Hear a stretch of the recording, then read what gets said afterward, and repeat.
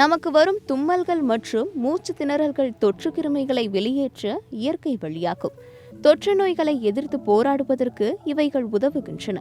மேலும் தூசி அல்லது நெடியின் காரணமாக யாருக்கும் தும்மல் வரலாம்.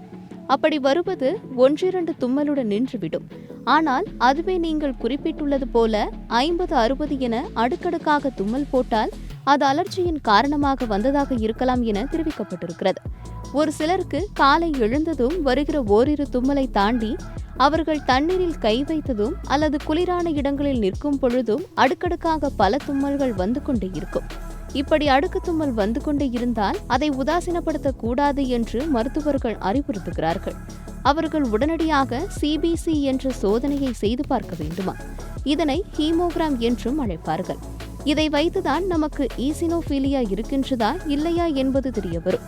இவற்றை செய்வதால் நிச்சயம் அவர்களுக்கு ஈசினோபீலியா பிரச்சனை இருக்கிறதா இல்லையா என்பது தெரியவரும்.